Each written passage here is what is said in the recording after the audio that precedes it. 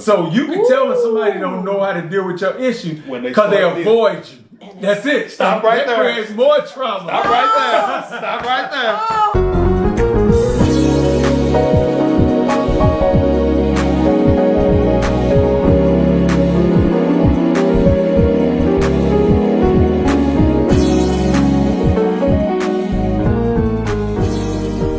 What it do, what it is, everybody. We're back here once again with another fiery episode of the Pew Babies Show. And we're going to keep it rolling. I have another wonderful guest who I know is going to bring a lot to the table. And that is none other than Dr. St. Issac Rice. How you doing today, man? Man, I'm blessed and highly favored. I can't complain. And if you complain, it ain't going to change But nothing. you give me 30 seconds, right? The floor.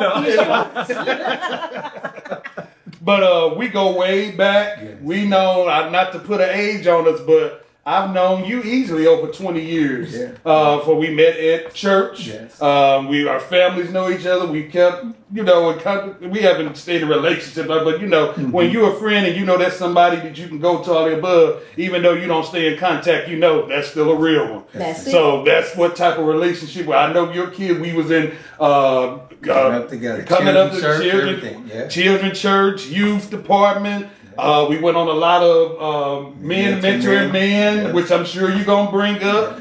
So we got some history, y'all. That's it. History. And he knew me when I was sure enough a youth preacher, Jesus. He was knee high to a grasshopper. Oh, here we go again. Knee high to a Bible. This very Bible right here. That same Bible. But this is all because he's going to come from a lot of standpoints and he has a lot of experience. And I told y'all this season is dealing with our seventh season with it being divine completion. Okay. I'm completing me. Now that means different to everyone. What may mean to you don't mean the same to me or all across the board. So that's why we have people coming from all different standards of life. Okay. Whether it be ministry, whether it be teaching, whether it be a doctor for health. We went somewhere today where we went to a vegan restaurant because we're talking about health. Okay. We need to complete ourselves all across the board. That's it. And that's what this whole season is about. Yeah. So I know you, and I gave a little bit about you, but tell the people about you. Okay, all right. So once again, St. Rice, and so everyone calls me Isaac. That's how I know how people know me. Yes. Right? And so if they call me Isaac, that was before my professional days in church. But then if they call me Saint, then I know that was when I stepped into my professional days. And then if they call me Rice, that's through my criminal justice when I was an administrator of criminal justice. So, I remember that. So let's see a little bit about me.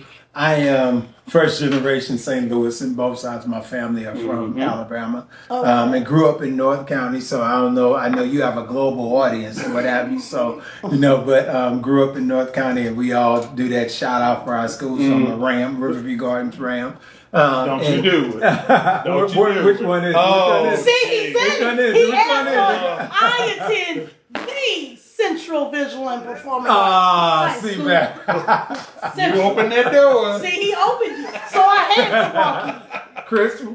The Webster Grove. Oh, it is the. We'll call thee right there. See, that's the hate, y'all. It's deep. It's deep. But I'll take it. All right, so Did y'all win Turkey Day with that shit? I don't have nothing to do with that. I'm not even going to say how long. But when I win, we won. So that's all that matters. I guess. So a little bit about my background, of course, I'm in church. I'm a minister of the gospel. Also, I am an educator.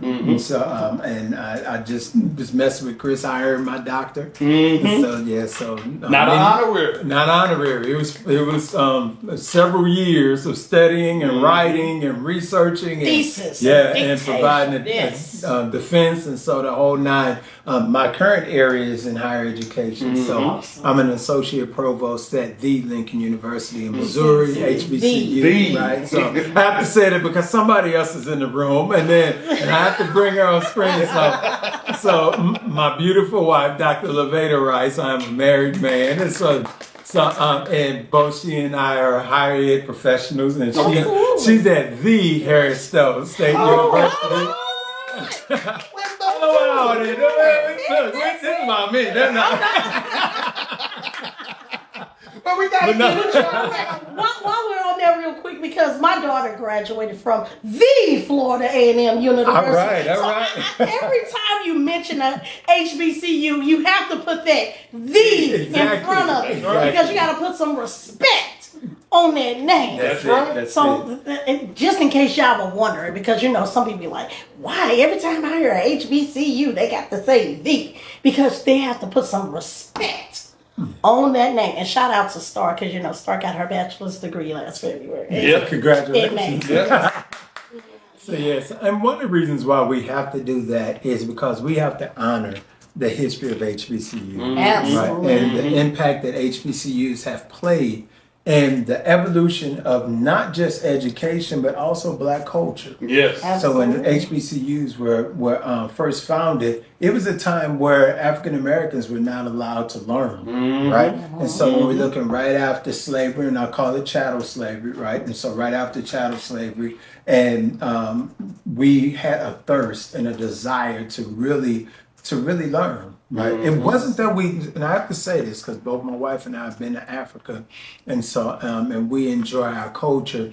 They didn't go in and steal uninformed and unintelligent individuals. They stole very highly intelligent scientists.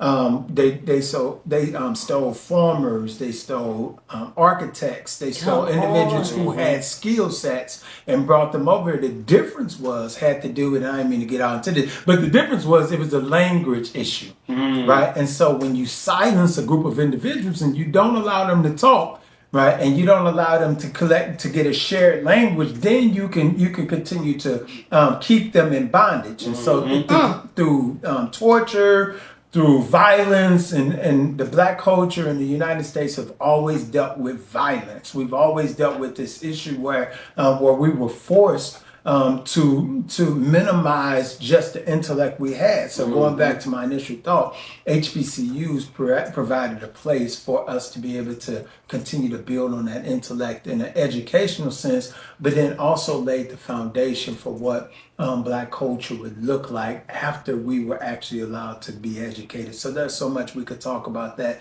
That's something we love to do. We love to talk about. Before you go further, because I know you're gonna roll, and you gotta keep up with them because you're gonna roll. I know. Listen, being that you're talking about the Black culture and everything, the element that we're living in right now, the political scene and all that. How are you dealing with that? Being how we're seeing all the hits to the DEI. We're seeing how just here in St. Louis, we mentioned already this season how Black STL Taste of Black STL was canceled due to non-funding. How are you going about, and what's your directive with this? So for me, I'm just continuing the way it is. So what we see is we're seeing a repeat of history. Anytime there's been a movement, anytime there's been an uncovering or an enlightening, is always followed by persecution. So this is not new, right? When slaves were released from their bondage, then you had Jim Crow that came in right after, right? So you had the Reconstruction actually before that.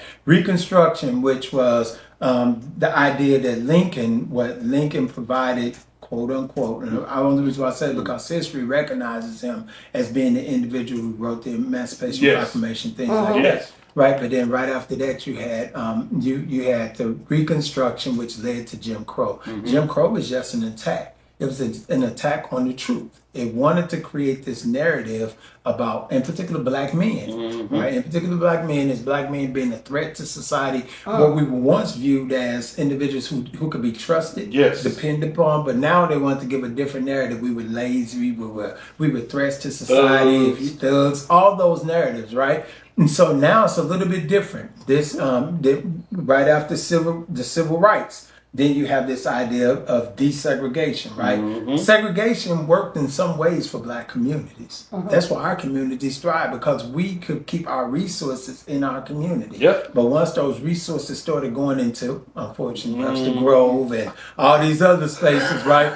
They were able to cherry pick the best of the best and leave the rest, right? Or give this idea that individuals can move into a better community, where in your community, when you walk outside, you see doctors and lawyers, right? Absolutely. You're seeing individuals who are progressive that lives right next door to you. That gave you a vision of where you could be. But now when you start to move them, right? Move them out of that area and you move into these isolated communities and only leave just the debris, only leave the dilapidated houses or change the policies or create these silos. Now all of a sudden it makes it seem like that's how we exist. That's not how we exist. Wow. Going to what your question is about how we dealing with this, we're just dealing with it dismantling. Right, it's really a dismantle. So imagine, and I've said this, imagine that you've been working on a 5,000 piece puzzle, and you've been working on that 5,000 piece puzzle for several weeks, right? And you're almost there, and you leave it one night to go, and you're preparing to come back the next day and work. And while you go, somebody dismantles all that puzzle. They just tear it apart. So you felt the frustration just there, right? It's like, man, I've been pouring my heart, I've been trying to complete this, and somebody dismantles it. What it does is it starts to impact your motivation. It starts to impact your desire to even decide whether or not you want to keep working on it. The goal is to do that. The goal of what's happening right now with the administration is to create so much frustration, is to create so much chaos, to create so much disorganization that individuals who are doing the work will get tired and be like, I'm done. Burnt out. Right? 10 years later, you're going to have a new wave of individuals that get this desire to do the work. And what's going to happen is they're going to all of a sudden think, well, guess what I just discovered? It's not new. Yes. Right? Yes. It's not new. This is something that's already been done. This is something that's already been built. But you could create that frustration to make it seem like all this stuff is new. So we just have to persevere, right? Black STL, when we think about it, they should have been preparing for this. Yes. They should say, okay, we may not be able to do it on the scale, but let's move it to our neighborhood. Exactly. Right? Exactly. Why are we charging small businesses $5,000 to come in to set up a table that they may only make half of that amount? The goal is to bring community. So that's your first goal, right? So let's go back to the origin. Let's go back to why we originally started this and really just lay the foundation so it could be sustainable in our own community. So are we losing our focus and our vision? And well, how? Because you hit a big point right there where you said, and anyone who goes to these festivals, you know, you got to pay everything. And we're not knocking. We know it takes money to do everything. Absolutely. But it costs $5,000 to come set up, and I'm only making $25. That don't make sense. The math don't math. Yeah, it's not math, and I don't know if it's necessarily that we're losing our focus or we're buying into the idea of the capitalist society that we exist in, and everything is a bottom line, right? So the bottom line is this dollar, then and how this dollar is supposed to change, the identity or be able to impact our culture in a positive way. Really, those events that we see, so. When we think about it, the purpose of those events is to bring community. Yes. It's also to help us know where our dollars should be spent. Yes. Right? So now if I know about 5 different African-American or Black-owned restaurants within the community, chances are I'm going to go there before I decide to go to one of these other spaces, right? And spend my money. So our dollar, it cycles through our community as many times as other cultures cycle through. Yes. But see, if you dismantle it, right, or you create this division, now we're forced to decide because we want to go out, we want to enjoy, we want good food, but we get this idea where if I go to that other place, I'm gonna get better when there is just as good service in our own community. So I don't know if it's about the focus as much as it is about more of a distraction, right? Because I know bringing it up and being on the dollar, and we talked about it a little bit this season. I know you see what's going on with Target right now. How their CEO, they fired him because the black dollar is apparently impacting themselves a lot. Target. Yeah, but the black dollar has always been in existence, right? And so when we think about the 1960s and the 70s, there was a study that was done that talked about the impact of the black dollar, and that was the move for desegregation. It wasn't about equality. It was like, man, we're missing millions of dollars because we are not allowing them the opportunity to be able to spend equitably in our spaces. So yes, remove the barriers of going in the back door and all this other stuff. Yes, because there was money in that research. They found out that our communities had money, but we always had money. Always had My wife and I was just listening to, a discussion that talked about the Freedmen Bank. And the Freedmen Bank was right after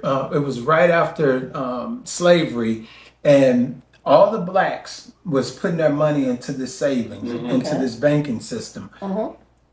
But what happened is you had millionaires because African Americans understood the value of the land. When you work the land, you know the value. So they're buying acres, hundreds of acres. They're creating communities, cities. You got Kinloch, you got Clayton, you have Robinson, you have all these African American communities that are in existence much longer than some of these other communities been in existence. And in those communities, you got millionaires that are actually going there. If you go look at, there's a book called The Broken Heart of America, and so it talks about the formation of St. Louis in particular, and it talks about the impact of when we're talking about segregation, racism, especially on our communities, right? And so this Freedmen Bank, all of a sudden the money was gone.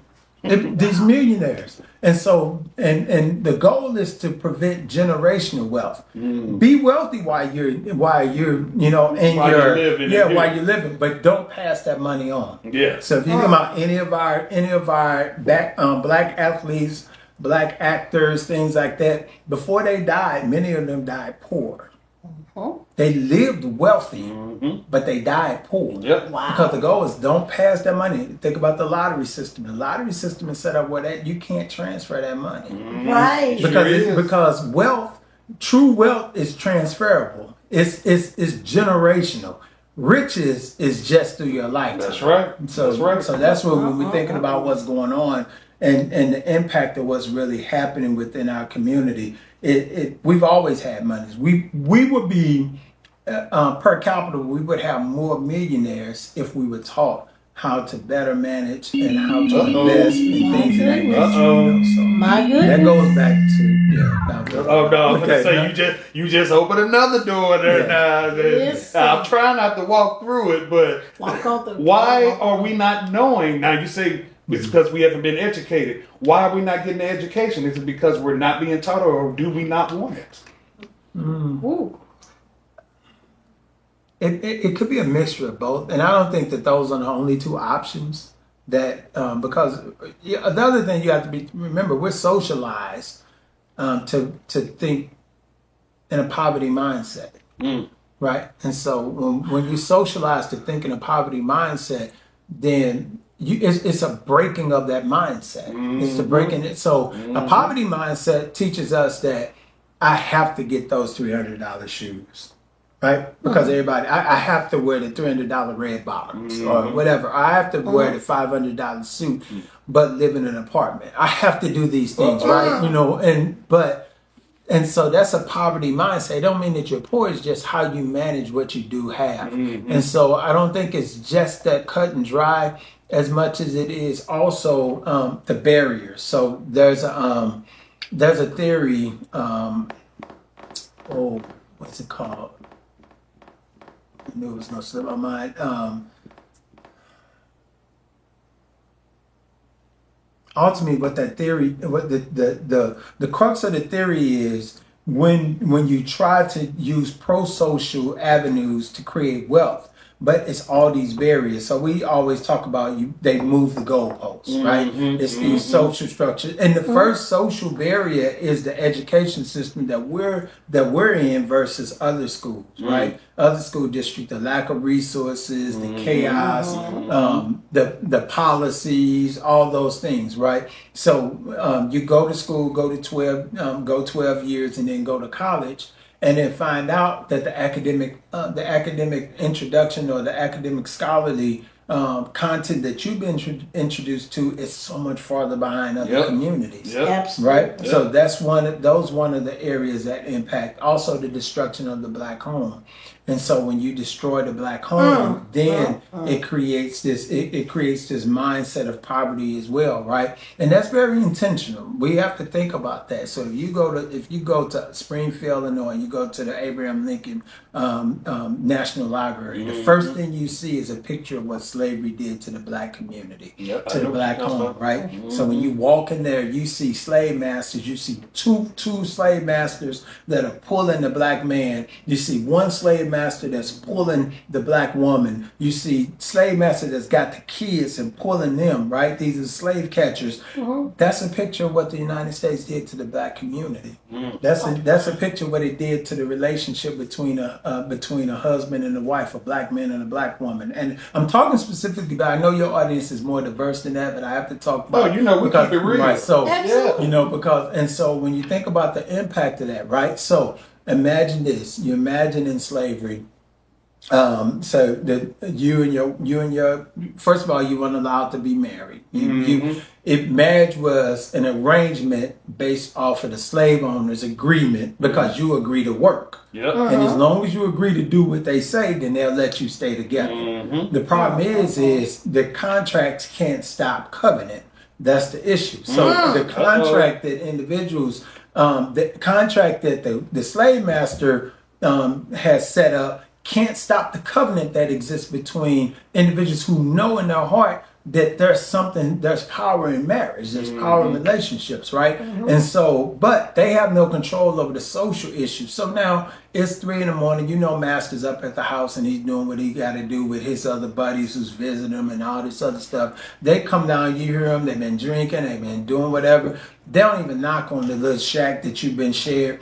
They kick the door in, put you out, the man out on the porch. They do whatever they want to do to the woman, right? Because although, yeah, you might be married, you steal their property. You steal their property. They abuse, do whatever they want to do to her, and then leave, right? And on the way out, they pat you on the head, send you back in there. The stench of their smell, their semen, all this other stuff is left. I'm trying to be too graphic, but it's got to be real, right? And all that is left there. And the two things that individuals in a marriage need is the man needs respect. The woman needs to be protected, right? There are other things, but primary needs is, why didn't you protect me? Why didn't you protect me? She's looking at him, you should have protected me from that. And he's looking at her side, why you didn't respect me enough to not let them do that? But they had no control over the system. Either one. Neither one of them had no control over the system. So now, and then, God forbid, 9 months later, something's produced from that violation, and he's left to now deal with that, looking at that violation every single day and forced to right. Those are the things that we're dealing with that now impacts even what we are today. And we don't want to address those things. We want to address the breakup, the destruction. You got to have trust to build wealth. You got to have that. You got to trust the partner that you're building with. Right? So you got to have all these things that are in place. And if you can destroy those things, then you can destroy a generation or a group of people from being able to get that. Yeah, you hit a big word because I told you Bishop came here. I ain't going to say who because they'll have to watch to see. Okay. But you know who I'm talking about. And he hit on that trust big. And how if we don't have trust, how can we do anything? Yes. Because I don't trust you, you don't trust me. If we don't trust you, how are we going to trust one another? It all starts with trust. Absolutely. Yeah, it does. You know, and going back to the garden, we go back to the Bible, right? What sin introduced distrust. Right? The enemy made them think that you can't trust God. Right? And then when they actively sin, then they recognize, I can't trust you. I can't trust you. Right? So now you got this issue, right? It's like now you got this issue. And so, and this is the issue of sin, right? Which is disobedience, selfishness, all those things. It just grew from there. Wow. Oh boy, it's getting so deep. So when God was looking for them, it was because they hid because they didn't trust God, nor could they trust themselves because then they realized that they were in naked. Messing around. Naked in the shame. Messing around. There's no more hiding. That's the ministry that we have, my wife and I, and no more hiding because the goal about hiding is recognizing that that you can trust God. You can trust God no matter where you are, no matter what you've done. You can trust God because His Word says that, look, He will receive you. And He's the only one that you can actually go to that can help you come out of your mess in the first place. And then once you start to get in a healthy space with God, then now I can build healthy relationships with others. Yeah. Right? But you got to come out of that place of hiding first. You can no longer feel as if I got to hide any portion of who I am, any part of who I am, because that's who God made me to be. completion. See, now it's getting a little heavy now, so we got to take a break now.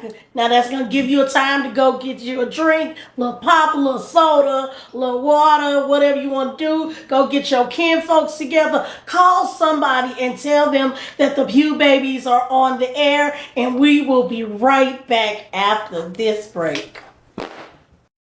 We got to see that we got some new sponsors helping us out here with Pew Babies Show. It's Take 5. We want to shout out Take 5. Y'all know y'all need some oil changes. If you don't get that oil change, fill my cup, Lord. That it may run over, Lord. Not run over. Well, we want the oil of the Lord to run over, but not the oil in the car. No. Y'all better go to Take 5 or to help you with them situations.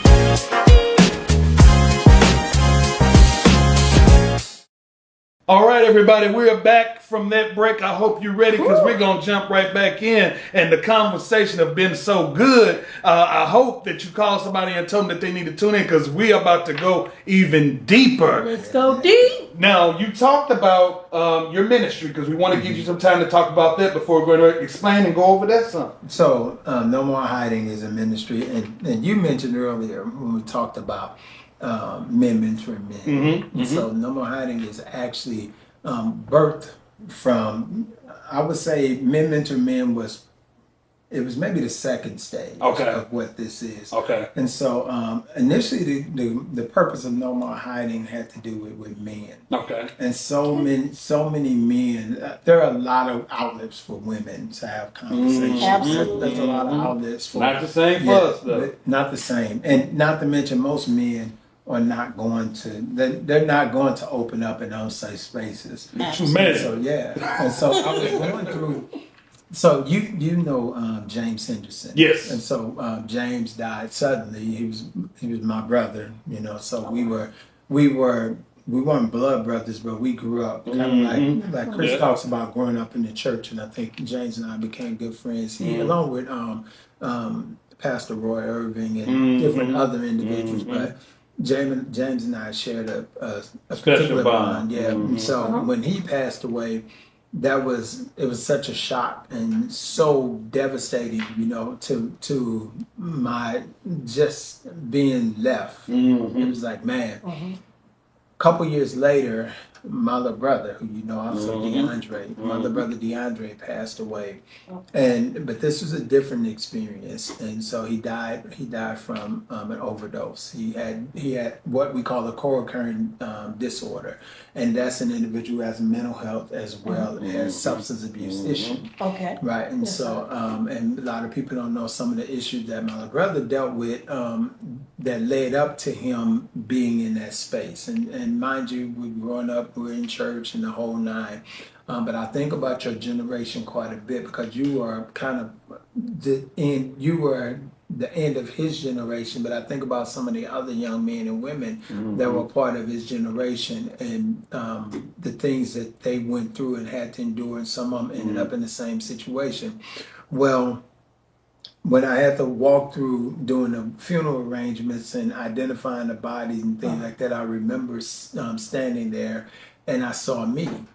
I saw me laying on that table. And I told my mom this. I said, you know, Mom, I saw me. But my drug was not, you know, alcohol or any other thing. My drug was school, right? And my drug, to be honest, was marriages and relationships. I know you just made some people jump back. They're like, school can be a drug. Marriage can be a drug. Expound on that because I know they're jumping back. So I've always had. There are three things I asked God for growing up when I was a little young guy. And so the first thing is I asked him for a relationship. I would read the Bible, and individuals would be talking to him. And I'm like, oh, that's what I want to be able to talk to you. I want to have a real relationship. Dialogue. And then the second thing was I asked God for was wisdom. And it was like, man, there's something about this wisdom, even greater than what Solomon asked. It was just something I saw about wisdom. And then the third what I asked God for was a wife. I asked God for a wife. And part of that had to do with the amount of loneliness that I dealt with growing up, because I was around a lot of people. But I had this T-shirt that said "Standing alone in the multitudes of millions," and so I'm around all these individuals, but I always felt alone. I never felt like I fit into spaces, and so I recognized that the two drugs was education. The education really was a distraction. Okay. It was a distraction because I was completing degrees, but many times I couldn't even remember celebrating completing them. Oh, wow. And so I finished my doctorate, and I know I had a really good the graduation party, but if I was to look back and think about who all was in that space, there were very few people I could remember. Wow. That's because I was always moving on to the next go. Yeah, and so and really, and then when we talk about marriages and relationships, it was the same. It was chasing that desire. I would tell, I recognized that sometimes we are going forward, but we're not going forward. If we were in a vehicle, we weren't looking through the front window. We were actually moving forward, looking in the rearview mirror. Wow. And so it was a way to avoid and get away from the past. And if you're going forward looking at the past, then you really don't have a direction of where you're going. Yeah. You have to understand where you're going forward. And so but part of that vision has to do with is being whole, and wholeness requires that you actually come out of a space back to no more hiding. So I was going through that situation, and the Lord took me to Genesis, and He showed me Adam. And the only way Adam was, because Adam wasn't created in a space where he could recognize and feel the shame and the guilt that he was dealing with. This is the first time he ever experienced this. Think about it. He was in dominion. Yes. And all of a sudden he makes a decision that has now got him in this broken space. And the gift that he was given, they're separated. The relationship he has with God, no doubt the elements and all this stuff was changing around him. And what he thought was going to be a good experience ended up being the thing that created some brokenness in him. Yes. Right? And so now he's hiding. And when you see Genesis, going back to what you said of Genesis 30:15, the Lord looks for Adam. He even though God is all knowing and everything, he went through the steps of finding Adam. And when he found him, he asked him, he said, Adam, where are you? He asked that question because Adam had to recognize, first of all, where he was. Not just physically where he was, but he also had to recognize where he was emotionally, mentally, spiritually. The whole man had to recognize, right? And the only way that he could actually come out of hiding is if he came into a conversation relationship with God, and he had to completely come out and be open and honest. Be real. It didn't mean that things changed immediately. Exactly. But let's say that again. You say it didn't mean it changed immediately. It didn't. You know, look to the camera and say that one more time. It wasn't going to change immediately. But the only way that we can really find the wholeness that we're looking for, we can't find it in people and accomplishments, things like that. The only way that we can find that if we come out of hiding and allow God to work on the essence of who we are. And when He works on the essence of who we are, then we could be a better person for society, for ourselves, for whoever, right? And we realign with purpose. So that's where No More Hiding came from. It's first a ministry to me because going back to men mentoring men, I was given what I didn't have, right? I was trying to pour into young men what I wanted and what I needed, right? When we think about the other things that I've done that focuses in on men, that works with men, because that's my ministry. If it blesses the man and his family, the man and his wife or whatever, but it always centers around the men. That's what we work with. We work with men. And in my opinion, this is Saint speaking, in my opinion, we don't stay long enough with the man to see him be whole. Right? It's like we judge, right? And because that man takes time to come out, it takes time for that man to actually, even in the church, right? Absolutely. Sometime if our Pastor Bishop, because he and I have had these conversations, I've had them with Bishop Cole, different ones. I've had conversations wherever I go. My wife knows. I'll talk about that. Right? To get an amen, we'll be like, don't let that man do this. Don't let that joker do that. Don't let that, and you got to think the men who are in the church are at least trying, right? So, but you're using us as an example when, quite honestly, many times it ain't even us. It's like You get a single man that come up in the church, and you got 10 women, 50 sometimes. They already drew straws, and I wish you would step to him first. I'm going first. I'm in line. So it's like, so it ain't even him. He ain't even got to do that. He just got to show up single. So we need to have those real hard conversations about what really is going on. But why are we not having these hard conversations? Because men are sitting in silence. And they don't talk about the things. Trust. They don't talk about the things that's really happening behind the scenes. We most of the time we like the old adage, right? Don't hit a woman, right? But she blowing boom boom, she hitting you left and right, but don't hit. No, but it's the same mindset when it comes to really talking about the abuse that some men have gone through, talking about the hurt, all those things, right? And most of the time I want to talk about it because number one, most of us have really strong relationship with our moms who have gone through that. Yes. The other reason why I want to talk about it is because sometimes it won't even be believed. It won't be believed that a man has been abused. It won't be believed that a man has gone through that, right? And then the other thing is we don't talk about it because it's not a safe space. And if I talk about it, go back to Antoine Fisher, right? Antoine Fisher, the movie Antoine Fisher, he told him, he said, look, I done opened up to you, and now you telling me my 5 appointments is over with, and now I just gotta go back? It's like, no, that ain't how that happens. You got me to trust you. Now you gotta walk with me a little bit, so I can get to where I need to be. So so that's oftentimes. So is it that we have a lot of men in different spaces in church, because this is the Pew Babies Show, but we know it's not just church, it's all around the world. Around, yeah. They are in these spaces and they are not having someone that they feel they can open up and be trustworthy with. So instead of me trying to do anything, I'll just stay and keep doing what I know how to do and going in the same constant cycles. Go back into the same cycles. Wow. Go back into those same cycles because I'm only going to do what I know to do. And everything we do, we're taught how to do, right? If tying our shoes, all those things, somebody had to teach us either through them sitting down directly with me or observing.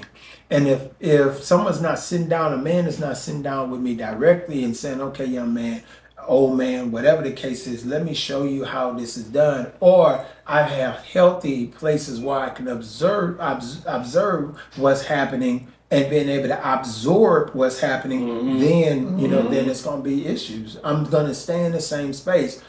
But God. That's the thing about it.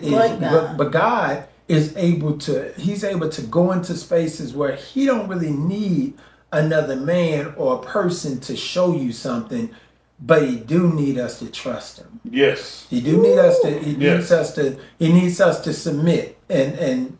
Because if we don't trust, we're not gonna submit. Yeah. And that's with men across the board. That's period. Well, people, but definitely men. Yes. Because we talk about with us, we're alphas. Yeah. We are born to lead on. And if I feel any type of way, especially if I come across another man where I feel, and this is how men think, you're not on my level. You're not where I am mentally. You ain't real. Or you're not real.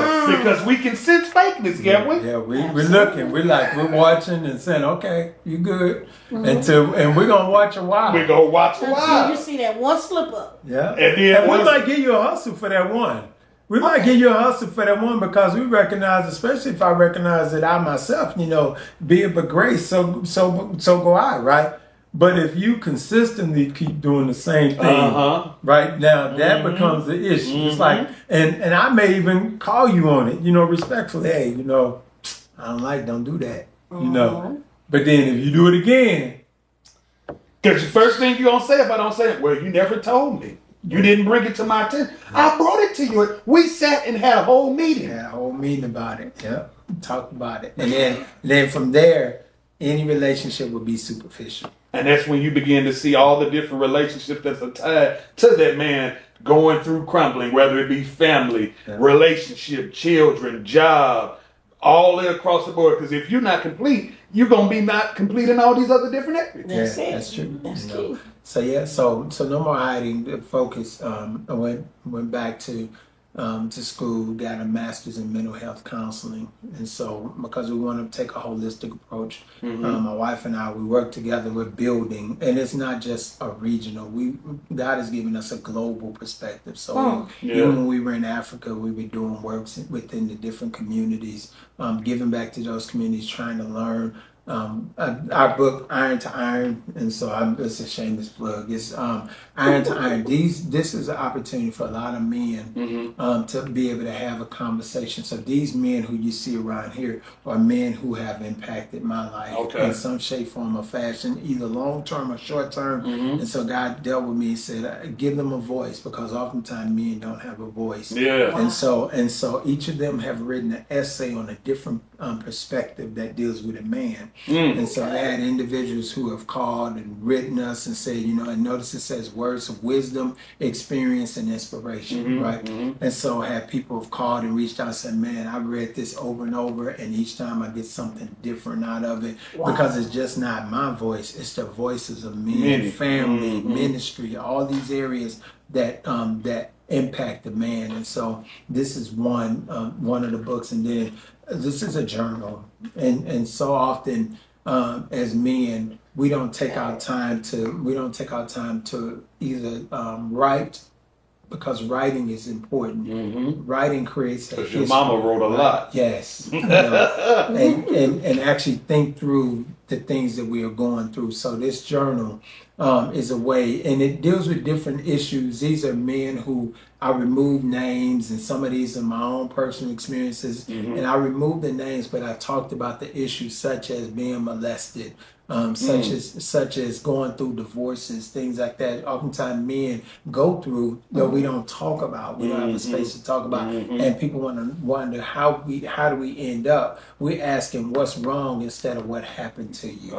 Right? And so instead of having that dialogue, and so then it's a way for the man to journal.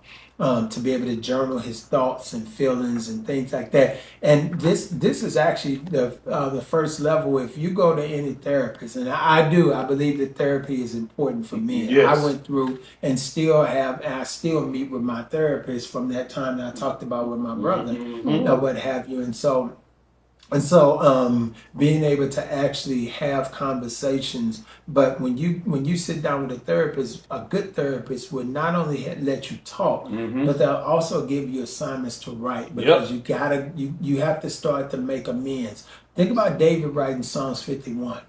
Psalms 51 was a hard write, because he had to admit his mess up. He had to admit that he had this relationship, right? He had this relationship with this married woman. He had her husband killed. All this. He had to write about the child. David had to deal with all that. Sitting here? Right? So he got the book again. He got to deal with all that, right? All of that. So this and he had a lot of problems, but he had to figure it out. He did. And he had to be real. Well, see, and he was a man after God's own heart, but he was a man with flaws. Yes, with flaws. And a lot of people don't even want to address the flaws. They're quick to say, okay, well, he was a man after God's own heart. He was the author of all the Psalms. He was this, he was that. But David, he killed a person for a woman. He caused people to die. He disobeyed God. He disobeyed God in so many ways. Yeah. And we still look at him to be one of the greats. Yeah. Because it's not about your mess up. No. It really is it's about the heart that you have toward God. Now we have to be accountable. So the word of God says you reap what you sow. And so many times we only think about that from a negative. Especially somebody do that to something else. You're going to reap what you sow, right? That's the first thing we say. Yeah. But it's a law. That's a law that if we sow good seeds, then we're going to reap good. And remember, we don't always reap where we sow, but we reap what we sow, right? So when we think about That's that, a t-shirt. when we think about that issue, and so when we see David, we see a whole person. We see sometimes, and I know some of my church folks might get mad or whatever, but sometimes it's hard for us to relate to Christ, because we know that Christ was tempted, but he didn't fall. right? He didn't fall. Because he was God incarnate. Yes. And so he possessed the power that we are aiming to possess every day in our life. And he sets an example that if you have this power in your life, then you have something to fight against, right? But having more touchable, tangible individuals. Not that I need a trauma party. I need a group, but I do need to see somebody who's actually gone through what I've gone through and be able to actually relate to them and have a conversation. I'm tired of you going over everything we've been talking about. I'm convinced you've been listening in. I keep looking to your wife, to my record. I'm saying, what is going? But that just shows, once again, confirmation. Because, man, I'm just sitting here like, what? So I would ask this question, because I know it's some men that's watching right now, and I have been a man in that place before Pew Babies started having me come back to the forefront, because I laid low for a while. Everyone who knows me knows how I was molested in the church multiple times. And I went to pastors, explained, went to them, denied it, didn't want to believe it. No, it's you that. How would you tell a man from your experience and how you come through? How do you deal with, okay, I took the steps? Because one thing, and I tell people all the time, what worked for me is not going to work for you. Exactly. Everyone's different. Everyone can tolerate. I grew up a Pew baby in the church, so I have foundation, prayer, fasting. I knew God. I tell people I stored up a lot of word and a lot of glory to hold me through a lot of these years. And everyone can't say that. So what would you say to that man who says, I've already tried, and then I tried again and still was let down, and I don't feel like I can trust or open up? What would you say to them? I'm going to say, and I know it sounds rhetorical, but try. Keep trying, because it's not, it really is about, it's about your purpose. And there's a reason why you're still here, right? There's a reason why you have not succumbed and you have not, taken your life, or something has not taken your life. God still has purpose for you. So you still have to try. And maybe the spaces that you tried in were not the spaces that God designed. And so he has some spaces for you that you can actually find, that breakthrough, right? The other thing is sometimes I'm saying that I'm trying, but am I really willing to release and let go of some of those things? Because some of those things are things that are provide us with comfort. Yes. And so am I really willing to let go of those things so God can do a whole work? Because we're like, okay, God, I let go of this, but I still want to hold on to this. God saying, you gotta let go, you gotta let it all go. Cast all your cares. It don't say some of them. Yeah, and so so I would say try again, and then I'm gonna also throw out there, you can find No More Hiding. You can find our ministry, and we have a website. Also, www.nmh4men.org. You can shoot us an email. We do have a space on there where you can send us a message, and we'll reach out to you. And because the purpose of No More Hiding is we're a bridge. We're a bridge to healthy spaces. And I'm going to tell you now, if you're looking for something other than Christ, then we might not be the space for you. All right. Right? Because to go back, remember, No More Hiding means you go back to the Creator and allow the Creator to fix you. And then you find the spaces, right? So I can't go and say, okay, I'm gonna find a woman and she gonna make me better. I'm gonna find a job and that's gonna make me better. Those are only temporary fixes. We gotta work on ourselves, and so No More Hiding will help you find that space. And it may not be our church; it might be another church, right? Because every church has a specialty, and I believe that. Not every church can work with every person. Some pastors are called to work with people who have drug addiction. Some are called to work with people who have been abused, or people who are abusers. All those things. And so sometimes it's finding a right fit. Right, and then there's also stages to where you are. So some churches are really good in the infant stage where you really got to lay the foundation. But then after you've grown a little bit, right? Just because God birth you in one space doesn't mean he's not going to move you to the next space, right? So he might have you in one space for 3 years, and then you'll leave that space in a healthy manner, not because you know more than everybody else. Exactly. Right? But you'll leave that space and go to the next space, and then God will continue to grow you in that space. Right, but he's going to settle you. He's going to make sure that the Word of God says that he's going to provide stability for you. Yeah. Right, and so you can have a foundation. So yeah, so reach out to us. Chrissy has our number. Pew Baby can reach out to us, and he'll make the connection. But you don't have to. You don't have to die, and you don't have to walk in this space of loneliness. Right, you know, and even if you are a woman who is, you know, talking now, we don't work with young kids, right? We work with teenagers on up. So it's probably about 14. Okay. Maybe a mature, but 14-year-old on up to, I think our oldest is about 75 that they work with. So, you know, but yeah, that's important. And so since I've known him, I can say, and that's why I wanted to have you on, because I know you have a heart for the men. And it's so many pastors out here. Yeah, they say they love us all day long, but they don't know how to shepherd. They don't know how to guide, because you said all of us are in different places. And I'm so glad you hit that, Isaac, because, boy, some churches, and you know, I'm going to say no names, but even when they see, I can't help you, they won't let you go. Yeah. And they'll continue to drag you along, let you get more abused. Yeah. You already know what I'm saying without me going any further. And I tell people, me, had to make the intelligent decision to say, it's time for me to go. Yeah. Well, for me, God did it. He made the shift and put me, and I shared this earlier with our men in our Christian education, that when God moved me out of St. Louis, the place that he settled me in the church, it just so happened that pastor was waiting at the front door. He didn't introduce him as a pastor, and he said his first name. I didn't know he was a pastor. He stood up on the stage. Wow. It was a diverse church, you know, and it was a black man. But that 2.5 year experience was good because it helped to reframe. Bishop talked about reframing today, and so reframe my perspective, because we grew up in hell and brimstone environments. It was really legalistic. It was really legalistic, and everything you did, you had a chance to go to hell. So go to hell. you know, him talks about that. He say, you know, and you try. Oh, I remember, and she's a great woman of God, but at that time I think maybe the Lord was still maturing her, but. Man, she called me carnal. I was like 12.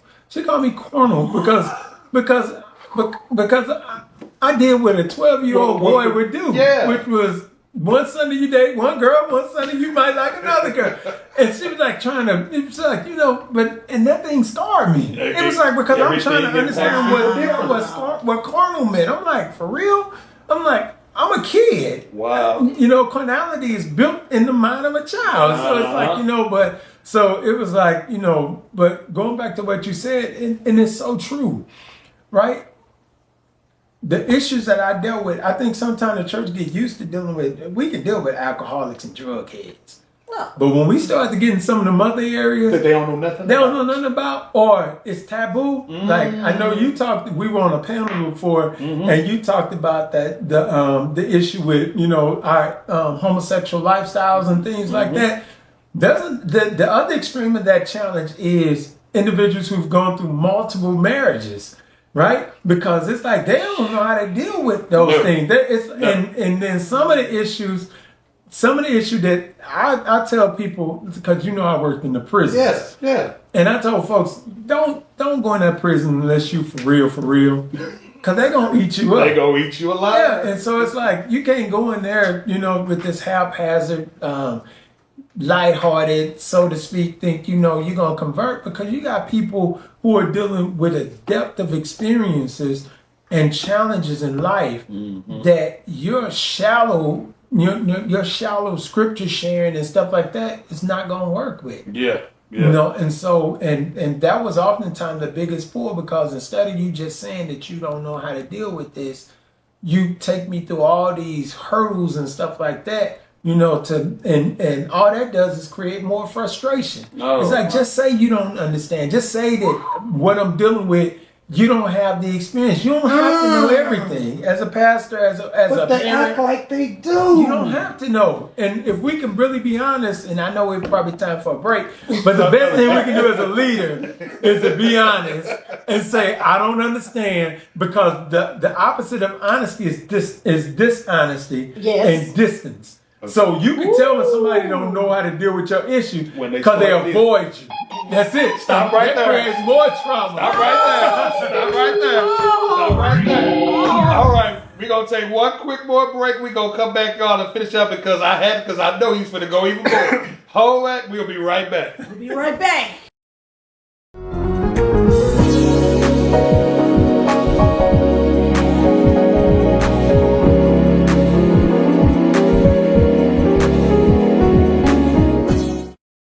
And we are back. Oh my goodness. I've just been sitting here just soaking this in. Dr. Rice has told us up and down, left and right, confirmed, affirmed, and encouraged us even the more. Now, Dr. Rice, I have one question, and especially what we left off on in the conversation. How do you handle a situation when the pastor drops the ball? How do you handle it when a pastor drops the ball? When it comes to a situation for healing for a man or even for a woman, how can you handle that situation of still desiring getting your healing, but you're already in a place where you already know beyond, you just said, distance is when they start showing you that they're not, that they're making a mistake, that they're dishonest, they don't know how to handle. They don't know how to handle what your situation is. So what do you do when that leader drops the ball? I would say it starts with grace. You know, giving grace, recognizing that because we have titles, right, as individuals, right? Go turn this way now. Because we have a title or what have you. And so I'll use, for instance, my title as a doctor. You know, my focus is education, right? So, and that's what I've studied.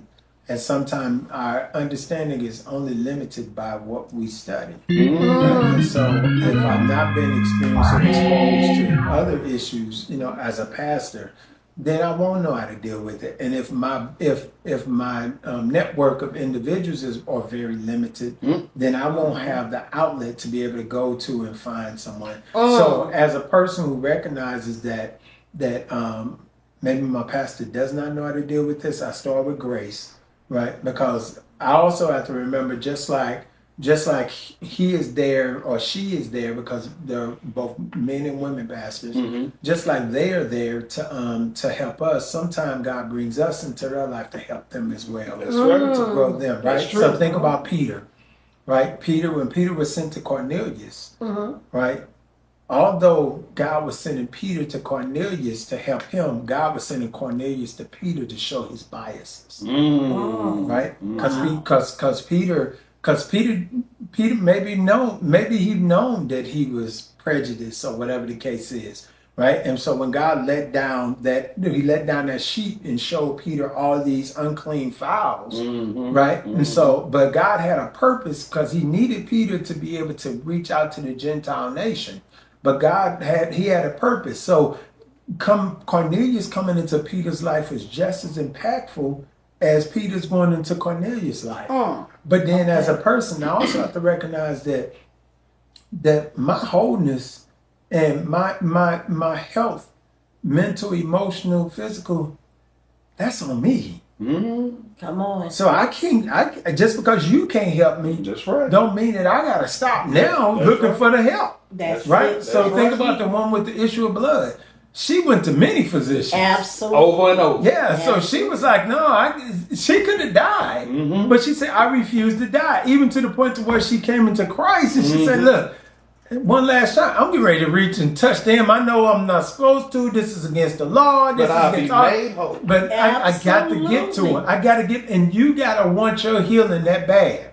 You gotta want your deliverance and freedom from whatever it is, just that bad that you don't allow yourself to be limited by that denomination, by a person, by individuals, by your race, whatever it takes to get to your healing and wholeness. You say by any means necessary. Yeah, that's where you gotta go. You really hit it and summed it up on the part with that, because like how you broke down with Cornelius, and Peter. I say on the show, and I've said a lot of times, people who do not have any experience, I even said this one on the panel, if you don't have experience with what I'm dealing with and what I've been through, you cannot necessarily minister to me. Now, church, I already know what you're saying, which I've said multiple times. The anointing can do whatever. God is able to do whatever. Exactly. But he also has doctors. Yeah. He also has teachers. He has preachers. Just like he breaks down the fivefold. He has mental health specialists. So he wouldn't have all these people if they weren't there for... Some preachers need to say, we have reached a point to where I cannot help you. Yeah.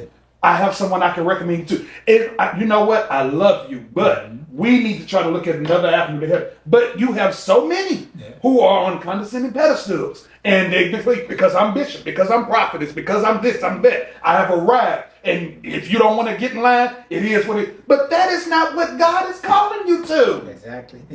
And it does not take away from the impact that God will use you to do. Right? Absolutely. And think about what David had a desire to build a temple for God. God said, that's not your role. You say, but you can help. You can position. You can make sure that everything is in place so you can build a temple, right? And so we got to recognize the limitation that God has placed. And just like you said, God just don't save us to sit in the pew. He saves people to go out to the world, to society. That's why he told the disciples that greater works than these are you going to do. Right? And when you think about it, Philip who, we heard that a few times this season. That's why I'm saying right. So it's so important that as a leader of any level, and one of the things my wife and I do, and we also have another ministry called PELI, we call it PELI for short. It's Proficient Education Leadership Institute, and so we work with leaders on developing leadership skill sets. That's good. And so when we're thinking about when you think about leadership is developed. It's developed through training, through experience, and right, and really being in a space where you can grow as a leader, and that's even spiritual. So many times growing up, I don't know if as much because the pastor you grew up under was a little bit different than the pastor, even though we came up under the same. I came in first generation at the church. Well, before we came there, I was Elder Cornell. Okay, so you probably did hear these things. That I got my neology, right? Yes, and that was you got revival 5 days a week. And the kids are trying to get some little sleep, not thinking about they got to go to school the next day. Get your homework on the view. Yeah, and the lay out on the view. That, You'll be all right. And how that was impacting our perspective of how important education is. Education is not the save all. I will say that.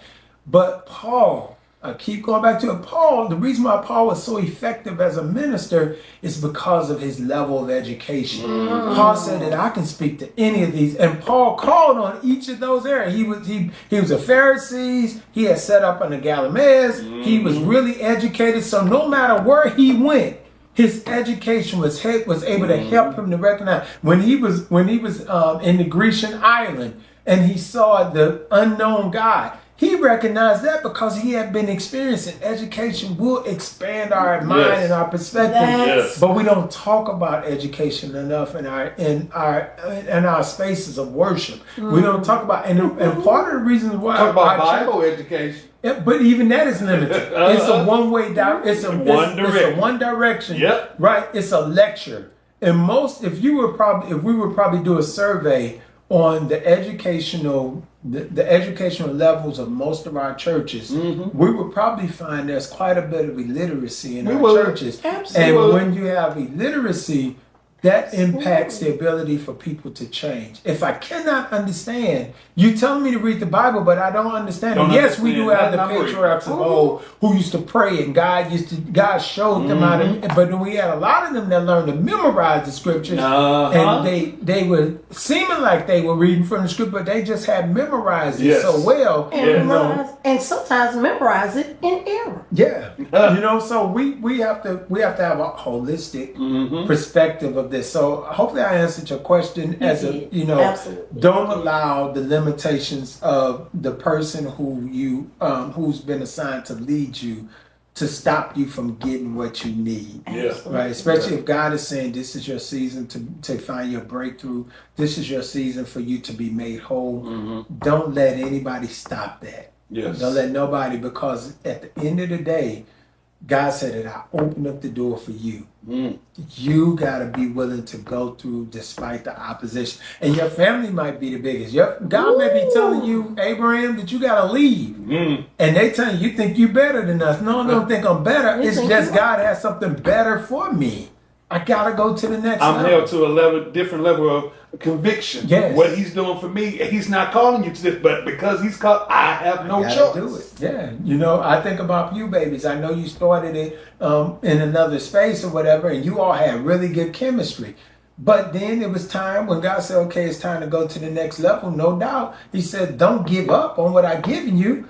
Build on the foundation, because the foundation is important. Sometimes we think that because who we travel with, because those individuals are no longer there, then we got to throw out what God has given us. We don't have to throw that out. We just build on it. Yesterday, Lord have mercy. Use that as a foundation, but now it's the next level. So 7 seasons later, you're still here. You're trying to make me cry. I hadn't already cried one this season. I don't pull another tear out of me. But it's the truth, because and as we come to a close, this is something that we brought up. And one of my friends on the show, we had a full circle moment, all the above. And I told him, I said, you don't understand. It was like going through a full reboot again, because people were used to certain chemistry, used to seeing certain things, the vibe, the chemistry. That was 4 seasons. Now, the naysayers, people, when that person ain't on the show no more, I ain't gonna watch it no more. I'm gonna unfollow them. And it's a mental block that I had already dealing with all my other stuff now. Now, here's another level that's put onto it. And I told her, I said, I really had to sit with myself and with God and say, okay, God, I know what you said. I know you gave me the vision. I know you gave me the plan. You keep having this come there, this come there. But now, here I am. It seems like I'm all the way back at block step 1. So if I quit, I know they're going to talk about me because I quit. If I quit, I'm dealing with, as a man, you're looking at it, and I'm a thinker. So my mind running 10 million miles up. And,